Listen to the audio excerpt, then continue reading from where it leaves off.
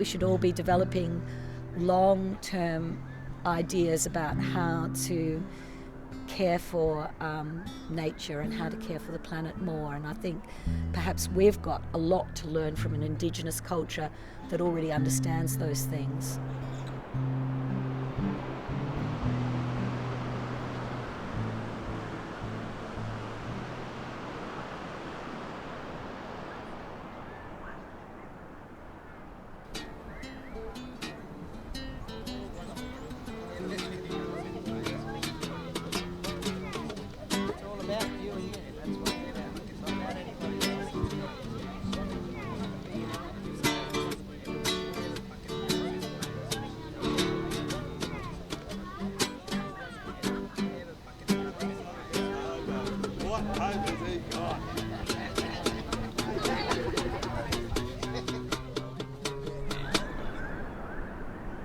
So in 1998, what happened was there was a storm and this amazing skeleton, which is something like 6,000 years old, was unearthed.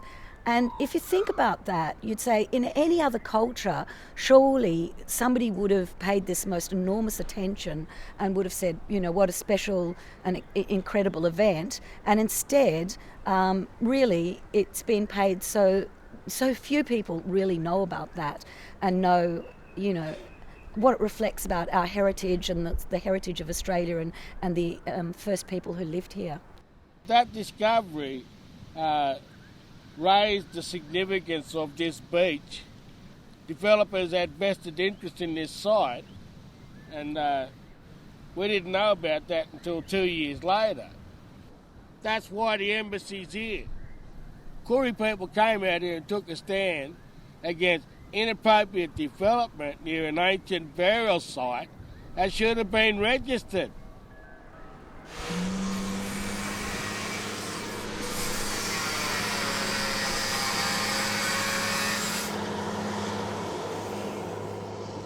We've done maybe 4 to 5 major litigations and numerous interlocutory orders to try and restrain Stocklands from destroying the last coastal plain areas here on the northern Illawarra.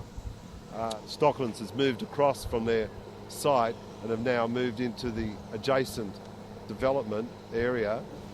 So we're up there today and had to take it onto our own hands to try and stop the illegal work. You know, there's plenty of work for these people to do. That's right, that's what they're doing? Yep. Okay, so we don't want people going in there and No. getting away or training themselves No one will be training themselves to machines. As long as you stay off this area, stay off the area, don't work there, I don't think there should be any problem at all. Yeah, that's what I'm saying. It's not going to the path, it's a pain. But what I'm saying is that even that you have knowledge of, that the land here where they're clearing doesn't belong to Stocklands. We can only go on the courts, okay? We're going off whatever orders the courts have put down, is what we'll abide by. Well, that's what we're waiting for tomorrow. So, they gave us an undertaking that they wouldn't do any work beside the track here until they had further instructions. So all the conditions of consent that they had to comply with, they breached just about every condition, and nobody as yet has been brought to justice over it. This type of litigation and struggle between us and Stocklands has now been going on for over 10 years now. Tomorrow's future is just about gone all for the sake of $1. And look at these kids. Look, this is theirs, man. It's not only ours, but it's theirs. And what are they going to have left? Nothing. As long as this development continues all over Australia, our children are not going to get anything that was inherited their right to have. And that is this country. That's it, little brother, over the fence. Go and lock on, man, that's what I say. Lock on. This is not right. And I think the community is going to come out now and we're just going to tell these big developers, now come on, Chucky, it's time to, pack your toolbox up and go. You're on someone else's country. They love to insult people's intelligence with lawyers, and the poor lawyers. Must be hard for them, when they come up against an everyday black fella like me who said, "No, I don't believe your story, and so let's talk about it." And they get frustrated because I got the greatest counsel. Where's my counsel? Where is my counsel? He's such a great man. He's a hero. He's my hero. I'll have to get a pedestal quick. Get a pedestal for my hero. He's here. I'm Al Oshlak. I'm a researcher advocate with the Indigenous Justice Advocacy Network. Our main struggle has been against the developer Stocklands and the New South Wales Government and Wollongong City Council in relation to mainly to the Stockland development. Little did I know that I'd still be here 11 years now, still blockading, still in court, still trying to get injunctions, still with the same client.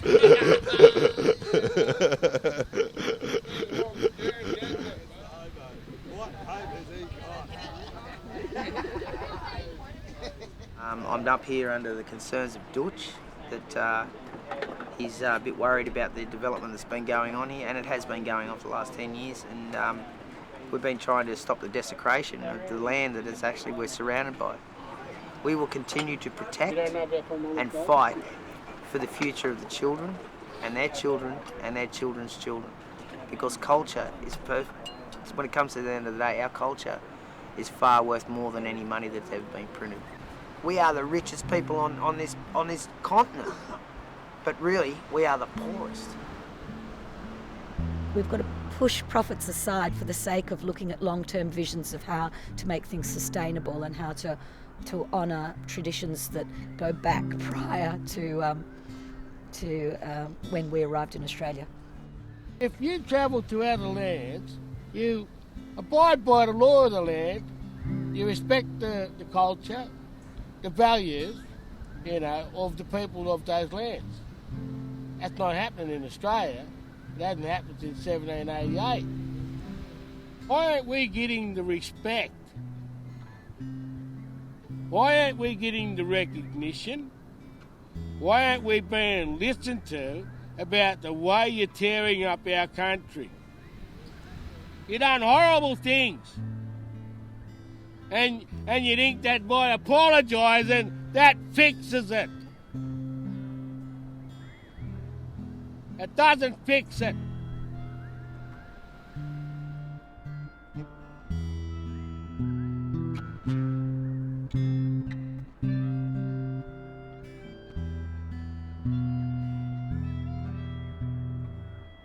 Our whole relationship with the Indigenous culture, we really need to stop and think.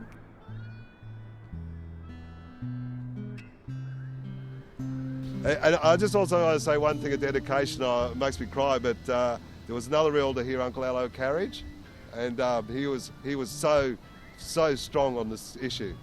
And he'd been physically attacked by their lawyers and stuff like that. He only passed away recently, and to his memory, that's why we're here too, because his strength is in our heart. And that's all I want to say about that. That Uncle Allo's, and that's why we're here.